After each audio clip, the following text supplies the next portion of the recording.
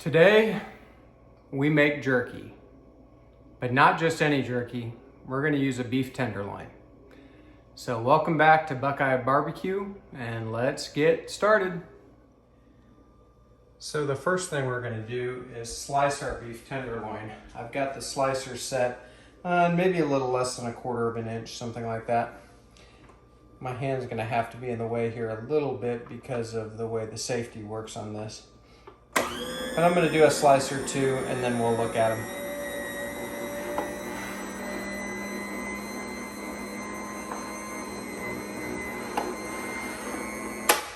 Okay. So that's pretty good. I might want it a little bit thicker. So I'm just gonna adjust the dial a little bit and we'll see how that does.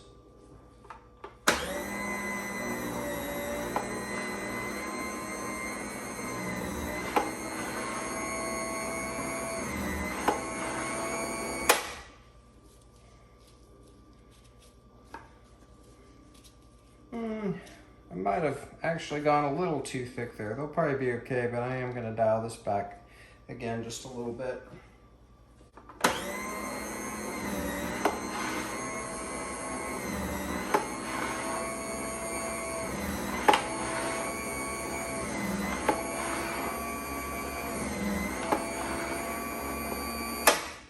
Slicing is much easier if your meat is cold. So this has been out of the freezer for about a day and it just it's still kind of stiff. It's not frozen, but it's pretty stiff, so it will slice a lot easier that way. So I think I've got the thickness dialed in. I'm gonna go just like this for the rest of it. So we'll finish this off.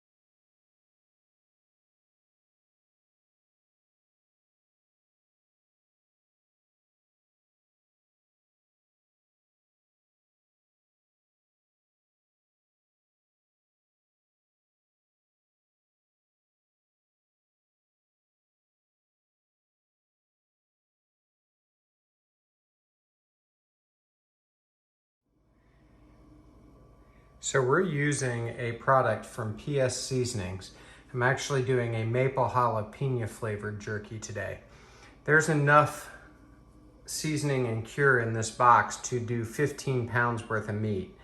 And that's divided into 3 packets. So there are 6 packets in there, 1 of the cure, 1 of the seasoning, each for, so I guess there's 2 or 3 of each for a total of 6 packets, and it takes 1 of each to do 5 pounds. So doing the math, this tenderloin was about 2 pounds. So I used about 40% of the seasonings from 1 of each of the 2 packets, the cure and the seasoning. So we'll definitely have a lot left over to do some more jerky later, but I am now going to do the marinade for it.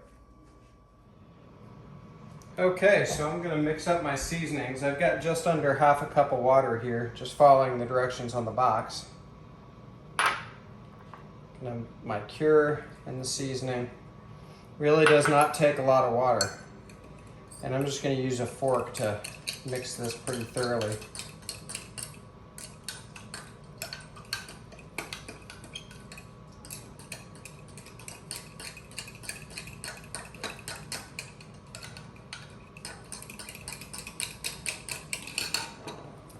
And then I've got a plastic bag sitting in a bowl, and I'm just gonna start putting my pieces of tenderloin in the bag.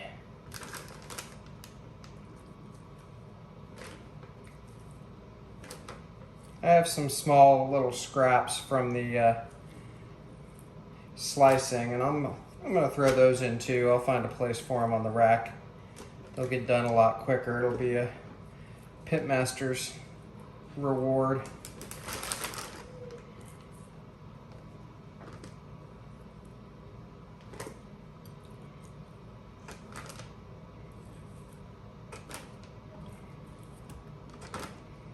I'm kind of doing these individually or one or two at a time just to make sure they're separated, because this meat was really cold, about half frozen. Still sliced just fine, but I want to make sure that the marinade gets into all of the pieces. I don't want them stuck together. And we'll mix them around too, but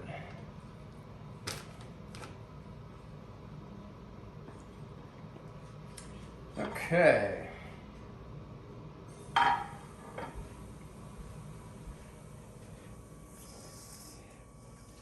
And the last thing I'm gonna do is give this one final mix.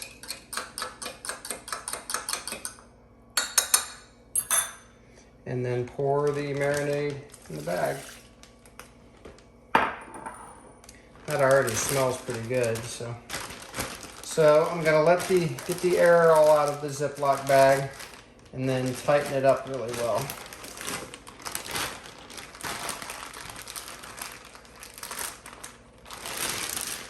And then I'll mix around the marinade and the meat. And I'm gonna let this go probably a day and a half. Instructions only say a day, but what's good in a day will be better in a day and a half. So probably 36 hours from now is when I'm gonna put this on the pit. So for now, it is going to rest in the refrigerator in this metal bowl. I will probably twice in the process, go to the refrigerator and mix the meat around a little bit and just make sure that marinade is covering all of the meat. The spices and the seasonings will actually cause the meat to lose a little moisture, and that will add to the liquid that is in the bag. So we'll bring you back. Okay, so it has been about 36 hours. We are going to get out our beef jerky and get ready to smoke it. I did mix it around in the bag a couple of times in that 36 hours just to make sure the marinade was fully coating. First thing we're going to do is lay out individually our pieces of jerky just to dry them off. So I've just got some paper towels here. And we just want to dry them off as best we can. A lot of moisture in this bag. If you remember, we didn't put a ton of water, so there's extra moisture in here from what the beef has produced with the seasoning on it. So we're just going to lay these out individually. Remember, this is about 2 pounds of beef tenderloin. So I've got some smaller pieces in here just because of my slicing job, which is totally fine. And then there are some larger ones too. We're gonna do this on the Smokefire, so the pellet grill. I don't have time to babysit it or do a charcoal fire in one of my other smokers. So the Smokefire will do fine. We'll put it on a setting that it calls Smoke Boost. And in using that setting, it keeps temperatures between 165 and 190 with a lot of smoke produced. So I think it'll work just fine, though I've never done this on the Smokefire. So we'll learn together. But I think it'll do really well. It is a little bit ugly weather outside, sort of. It rained all night and it's gray and dreary now. My point is that, part of this process is really drying the jerky out on the smoker, and it's so humid out, it might take a little longer. I'm planning for a minimum of 4 hours, but I'm thinking more likely it's gonna end up being at least 5, if not 6 or 7. It's one of those things you don't temperature probe, obviously. It's done when it's done. And there are some varying degrees of doneness. Some people like a much crunchier jerky. I personally like mine.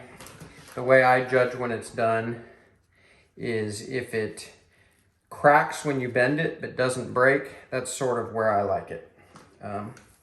So that's what I'm looking for. And it's just a matter of testing it. I will probably start looking at it around 2 to 3 hours, assuming the smoker is running well.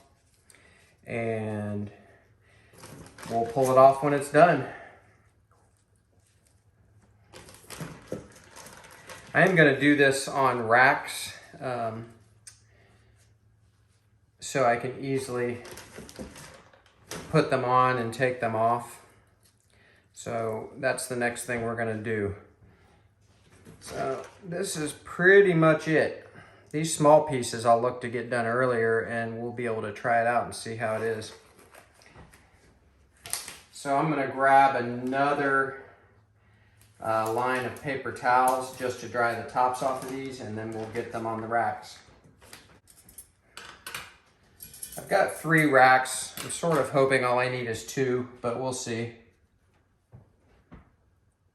You want to make sure, it's hard to tell sometimes if the jerky, if the piece of meat is folded. If it is, you want to unfold it. You don't want it to overlap itself. Gonna get some of these Pitmaster treats on there too, for sure. Not a big deal if pieces of it hang down.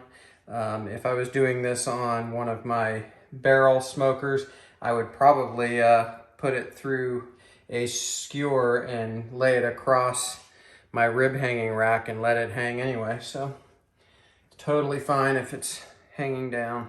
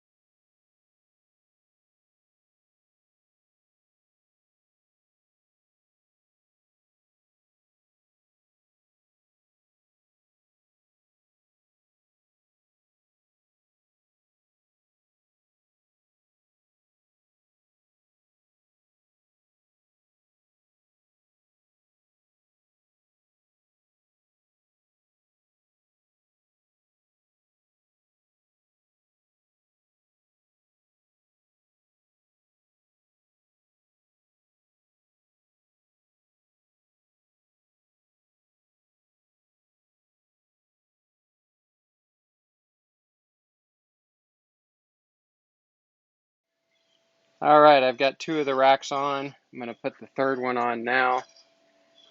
Smoker is running about 165, which is pretty normal for the smoke boost setting. Trying to do this with the one hand on the camera is pretty difficult. All right, so I will definitely be rotating these throughout the process since I'm utilizing the top and bottom racks, and because the Smokefire actually has a bit of a hot spot in the right center. So for that reason, I'll be rotating these, but for now, I'm going to close the lid and just let them go. I'll probably check back in about 2 hours, and I will bring you back for that. Okay, it has been about 1 hour and 15 minutes. I have rotated the pans, the trays in the Smokefire once, but we're going to take a look at the jerky. Color is looking great. Those smaller pieces up there are going to be done way before the other. Still a little bit moist in places, which is fine. So overall, I think it's looking really good. So we will come back. I've got work I've got to be doing, so somewhere between 2 and 3 hours we'll come back. First things we'll do is do a little test on those smaller pieces to see where we are, and I wouldn't be surprised if those come off then. So But overall, things looking good, and we'll bring you back soon. Okay, beef jerky has been on now for 4 hours, and I had intended to bring you back more than I have, but life got in the way. Again, like I always say, this is the real world. This is my hobby, not my job. So sorry for not bringing you back, but beef jerky is looking great. So I want to see where this is. So I want to fold this piece over as best I can. It's hard to do with one hand. That little piece broke off, but that was barely attached. So let's try. Okay, that's about exactly where I want it. I want it to bend and sort of crack, but not break. So that was a pretty thick piece. So that one's pretty good. So I'm thinking the rest of it will be as well. So I'm going to take it off and take it inside and let it cool off, and then we will look at it inside and taste it. But I'm very happy with this right now. Okay, so our beef jerky is off the smoker and has cooled off just a little bit. Frankly, it's so good when it's still warm.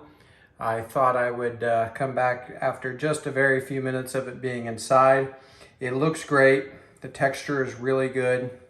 It will stick a little bit to some of these types of racks, so you got to be a little careful. I really should have actually sprayed the racks, and I neglected to do that, so keep that in mind.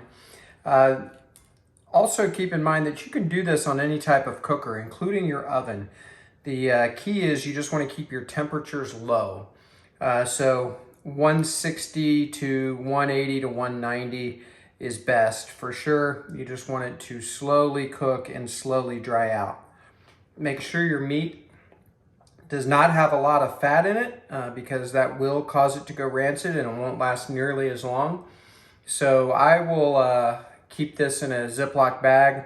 It'll keep at least a week outside of the refrigerator and even longer in the refrigerator.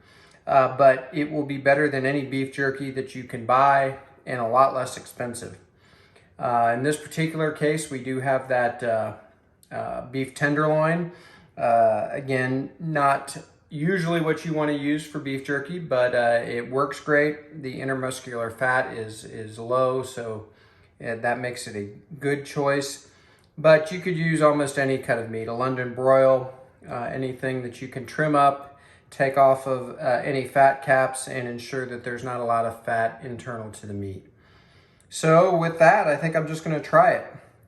By the way, when I sliced this, I did slice it against the grain, so it makes it a little easier to eat and chew. But frankly, with beef jerky, part of the whole experience is chewing it, so I'm not even all that concerned about it. So I'll just try this little piece here. Great flavor. That PS seasonings, I cannot recommend enough. They have a lot of different flavors. This is the maple jalapeno flavor, but they have others. So look for that and make yourself some beef jerky. It is well worth the effort. Thank you again for stopping by Buckeye Barbecue. Please take a moment to like this video and subscribe to my channel. I certainly would greatly appreciate that.